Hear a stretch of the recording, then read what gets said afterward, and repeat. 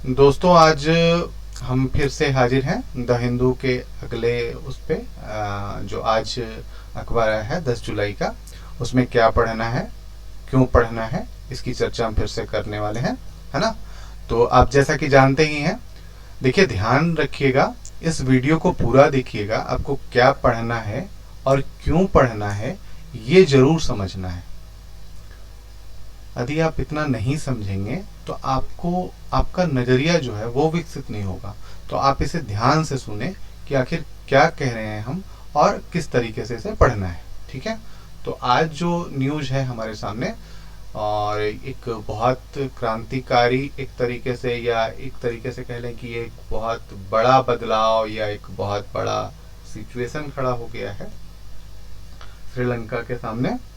और जो प्रेसिडेंट हैं गोटाबया राजपक्षा, और वो मान गए हैं कि हम क्विट करेंगे।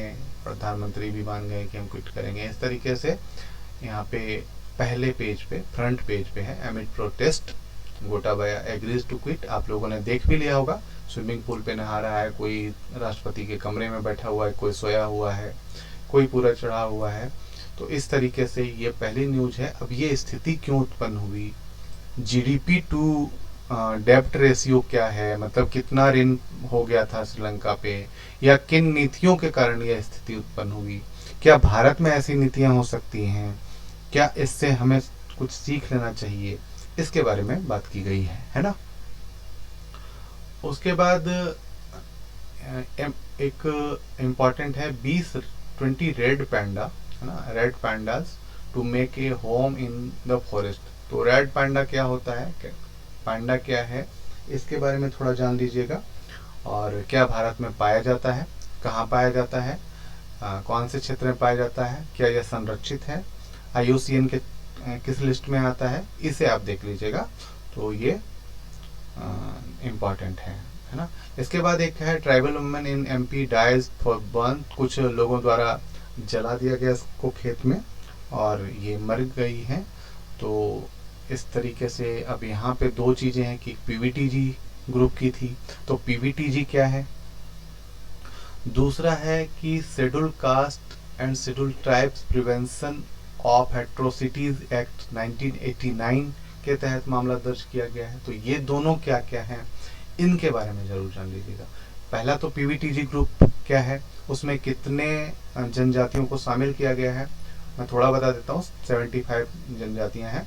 तो और उसमें कौन सा ये था, कौन सी जनजाति थी, और जो schedule caste and schedule tribes prevention of atrocities act जो है वो क्या है ना, संविधान के किस भाग को रिप्रेजेंट करता है, इसके बारे में जान लीजिएगा। ठीक है।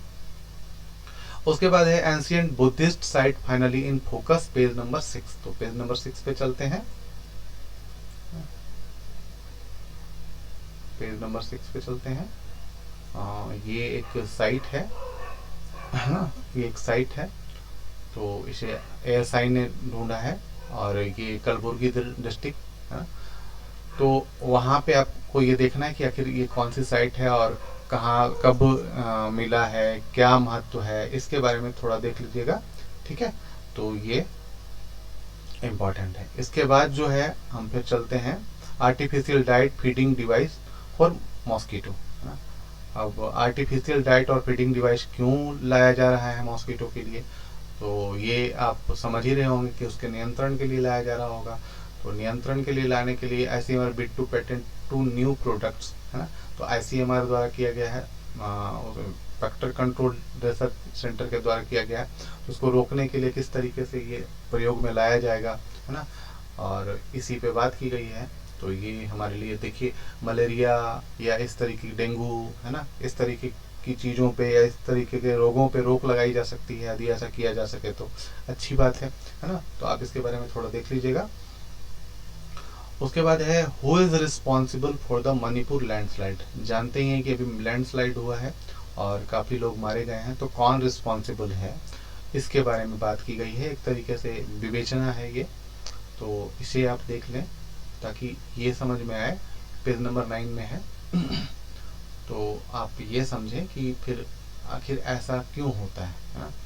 क्यों होता है ऐसा कि जो सॉरी पेज नंबर 12 में है, ऐसा क्यों होता है कि लैंडस्लाइड हुआ तो उसका रिस्पॉन्सिबल कौन है, कौन किसको हम दोषी ठहराएंगे, क्या सिस्टम को, नेचुरल डिजास्टर, मौसम को, ऐसा मतलब किसको, इसके लिए बात की गई है। तो इसे आप एक बार देखें तो अच्छी बात है। उसके बाद है अल्टरिंग ग्रीन लॉ, है ना, जो अभी हम लोगों ने चर्चा भी की थी कि जो पर्यावरण नियम है उनमें ढील दी गई है, और कल एडिटोरियल भी था कि सिर्फ फाइन की बात की जा रही है, उसके पहले था कि उसके नियमों में कटौती की गई है, बहुत कड़े नियम नहीं किए गए हैं, उसी पे एक डिटेल है, तो इसे आप पढ़ लीजिए, ठीक है। इसके बाद है multilateral platform in a polarised world.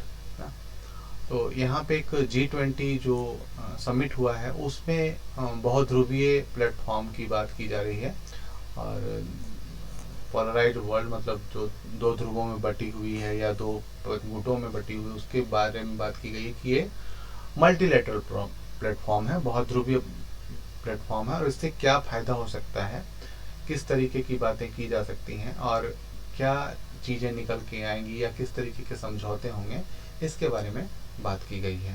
तो इसे आप देख लीजिए G20 का महत्व क्या है ना, और G20 आखिर क्यों विश्व के अर्थव्यवस्था के लिए आवश्यक है, रणनीतिक आवश्यकताओं की पूर्ति के लिए आवश्यक है, तो इसे आप अच्छे से देख लीजिएगा, कौन सी अर्थव्यवस्थाएं शामिल हैं इसमें, किन लोगों को शामिल किया गया है, और ये विश्व की में होने वाली घटनाओं को किस प्रकार से देखता है, ठीक है।